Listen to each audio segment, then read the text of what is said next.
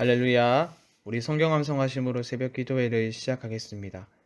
그들이 사도의 가르침을 받아 서로 교제하고 떡을 떼며 오로지 기도하기를 힘쓰니라.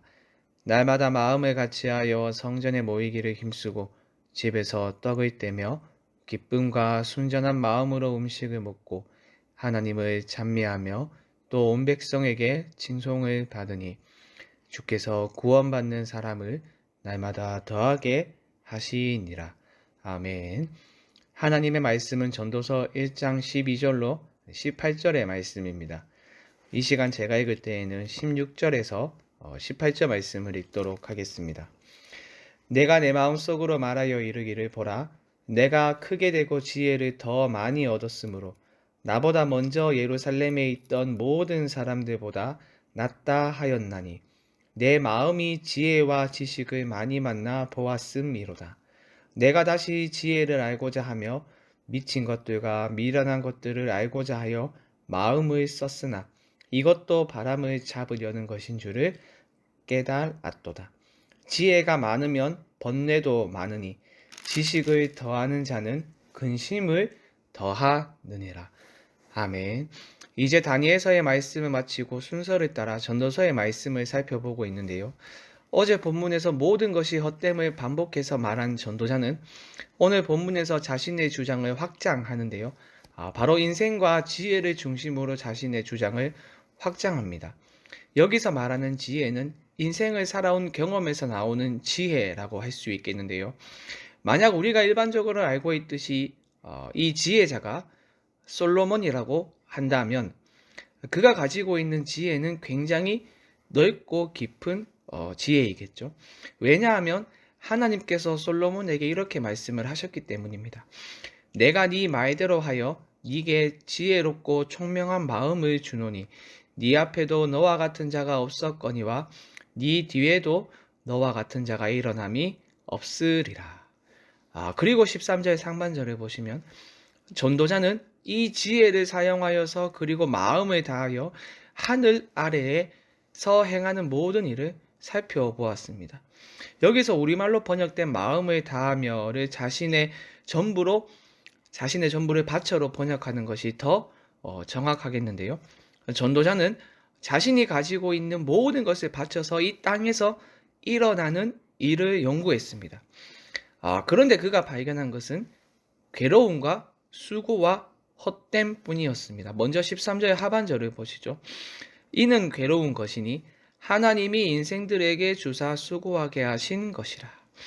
여기서 수고하게 하다라고 번역된 것은 정확하지 않은 번역인데요. 이것을 분주하게 하는, 몰두하게 하는 이라고 번역하는 것이 더 정확한 번역입니다. 결국 인간은 이 땅에서 괴롭고 또 고단한 일들에 몰두하게 되는데 이것은 자신의 의지가 아니라 결국 그 배후에 계신 하나님 때문입니다. 여러분 그렇지 않습니까? 바울이 로마서 8장 20절에서 이렇게 이야기를 하죠.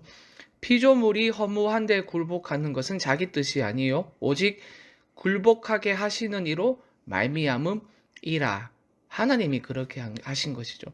물론 이것은 첫사람의 범죄로 인한 하나님의 심판일 뿐 하나님이 죄의 조성자라고 하는 것은 결코 아닙니다. 첫사람이 죄를 지었을 때 하나님이 무엇이라 말했습니까? 여자는 고통 가운데 수고하여 자식을 낳을 것이고 남자는 평생 땀을 흘리며 수고하는 노력이 있어야 땅의 소산을 먹을 수 있고 땅이 가시덤불과 엉겅퀴를 낼 것이라 말했죠. 이후 모든 인간의 삶은 결국 괴로움과 수고만이 있을 뿐입니다. 또 이뿐만이 아니죠. 그가 본 것은 어제 본문에서 강조한 헛됨입니다. 14절을 보시죠. 내가 해 아래에서 행하는 모든 일을 보았노라. 보라, 모두 다 헛되어 바람을 잡으려는 것이로다. 여기서 헛됨과 바람을 잡는 것을 연결하고 있죠. 바람을 잡으려는 것은 실체가 없는 무엇을 얻으려 고군분투하는 인간의 우둔함과 우스꽝스러움을 의미합니다. 바람의 특징은 아무리 잡으려고 해도 잡히지 않는 것이고 바람을 주장하여 바람을 움직이게 할 사람이 없다는 것이죠. 따라서 바람을 잡으려는 시도 자체가 헛된 일입니다. 인생이 그렇다는 것이죠. 괴로움과 수고와 헛됨은 이 땅을 살아가는 존재라면 누구도 피할 수 없는 문제입니다. 15절 상반절은 이렇게 말하죠. 구부러진 것도 곧게 할 수 없고, 죄 때문에 모든 질서가 이그러진 이 세상의 문제를 인간은 스스로 해결할 수 없습니다. 인생들에게 괴로운 것에 몰두하게 하신 하나님만이 구부러진 것을 곧게 할 수 있습니다. 그래서 전도자는 7장 13절에서 이렇게 말합니다. 하나님께서 굽게 하신 것을 누가 능히 곧게 하겠느냐. 누구도 하나님에 의해 변화된 이 질서를 바꿀 수 없습니다. 게다가 인간이 가지고 있는 결핍함 또한 채울 수 없습니다. 15절 하반절은 모자란 것도 셀 수 없도다라고 번역했지만 이건 역시 정확한 번역이 아닙니다. 정확한 번역은 결핍함을 채울 수 없다입니다. 모든 인생은 이 문제에서 벗어날 수 없습니다. 만족함을 모르며 결핍의 지배를 받으며 살아갈 뿐입니다. 그런데 여러분, 이런 인생은 결국 하나님이 없는 인생이 경험하는 비참함일 뿐이죠. 하나님의 백성은 썩어짐의 종로를 탄 데에서 해방되고 여호와를 목자로 삼으며 결핍의 지배에서 벗어나 만족함의 상태, 부족함이 없는 인생을 살아갑니다. 왜냐하면 하나님만이 굽게 하신 것을 곧게 하실 수 있기 때문입니다. 여러분이 가지고 있는 모든 자원을 사용해 보십시오. 허무한 데 굴복하는 것에서 벗어날 수 없습니다. 만족함을 느끼는 것은 찰나의 순간일 뿐이며 이내 밀려오는 공허함은 그 무엇으로도 채울 수 없습니다. 오직 하나님만이 하실 수 있습니다. 시편 34편의 시인이 이런 고백을 하죠. 여호와를 찾는 자는 모든 좋은 것에 부족함이 없으리로다. 이 고백이 저와 여러분의 고백이 되어서 구부러진 것을 곧게 하시는 하나님 안에서 만족함을 누리는 여러분이 되길 바랍니다. 이어지는 말씀에서 전도자는 지혜는 근심을 만들 뿐이라고 말합니다. 16절과 17절 상반절을 다시 보시면 자신의 지혜를 자랑하는 전도자의 모습을 볼 수 있는데요. 내가 내 마음속으로 말하여 이르기를 보라, 내가 크게 되고 지혜를 더 많이 얻었으므로 나보다 먼저 예루살렘에 있던 모든 사람들보다 낫다 하였나니 내 마음이 지혜와 지식을 많이 만나 보았음이로다.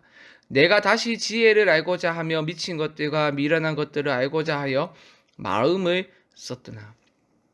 그러나 17절 하반절과 18절에서 이내 이렇게 말합니다. 이것도 바람을 잡으려는 것인 줄을 깨달았도다. 지혜가 많으면 번뇌도 많으니 지식을 더하는 자는 근심을 더하느니라. 그렇다면 전도자는 왜 이런 탄식을 하고 있는 것일까요? 한 철학자가 아는 것이 힘이라 라고 말했던 것처럼 많은 지혜와 지식을 소유하는 것은 좋은 일이며 특별히 잠언 말씀은 지혜야말로 인간에게 유용하며 신적 축복을 가져오는 통로다라고 말할 정도로 지혜의 중요성을 강조하죠. 실제로 전도자 또한 나중에 지혜의 중요성을 강조합니다. 그런데 문제는 지혜를 과도하게 소유하는 것입니다. 지혜를 많이 소유할수록 인간 문제에 대한 합리적 지식으로 인해서 즐거움이 증가하는 것이 아니라 해결할 수 없는 부조리에 대한 인식만이 증가하기 때문입니다. 그렇게 역설적이게도 지혜로운 자가 되려고 애쓸수록 지혜로운 자가 될 수 없으며 그 깊이에 통달할 수 없는 겁니다. 그래서 지혜 역시 헛됨에 포함되는 것입니다. 그런데 여러분, 헛됨에 포함되지 않는 지혜가 있으니 바로 하나님의 지혜이며 이것은 곧 십자가에 못 박힌 그리스도입니다. 세상이 보기에는 미련한 것처럼 보이지만 그리스도의 십자가에 나타난 하나님의 지혜를 발견하고 깨닫고 붙드는 것이야말로 참되고 온전한 지혜입니다. 그리스도 밖에서의 지혜와 지식은 일시적인 유익을 주지만 영원한 효력을 지니지 않습니다. 세상의 지혜와 청명이 영원히 존속되지 않는 것이 하나님의 뜻입니다. 그래서 허무한 것입니다. 하지만 그리스도 안에 나타난 하나님의 지혜는 다릅니다. 우리에게 근심과 번민을 가져다 주지 않습니다. 오직 기쁨과 설렘만을 가져다 줄 뿐입니다. 바울이 자신이 가지고 있는 모든 지식을 다 배선물로 여기고 그리스도 안에서 발견되는 것을 원한다고 고백한 이유가 무엇이겠습니까? 그것이야말로 하나님의 지혜이며 영원하고 참된 만족과 기쁨을 주는 것이기 때문이지 않습니까? 그렇다면 우리는 이 지혜를 굳게 붙들어야 하지 않겠습니까? 그리스도 안에 나타난 하나님의 지혜를 굳게 붙들며 그 속에서 기쁨을 얻는 여러분이 되길 바랍니다. 우리 함께 말씀 생각하며 합심으로 기도하겠습니다. 구부러진 것을 곧게 하시는 하나님 안에서 참된 만족을 누릴 수 있도록 도와주시고, 그리스도 안에서 하나님의 지혜를 발견하고 기쁨을 누릴 수 있도록 은혜를 주시옵소서. 월요일은 다음 세대를 위해서 기도하는 날입니다. 다음 세대에게 특별한 은혜를 부어 주시옵소서. 하나님을 아는 지식 안에서 자라가게 하시고 하나님을 삶의 주인으로 인정하며 살아갈 수 있도록 붙들어 주시옵소서. 마지막으로 행복의 초대의 은혜를 주셔서 감사합니다. 우리 교회가 생명을 살리는 교회의 본질적인 사명을 잘 감당할 수 있도록 은혜를 주시옵소서.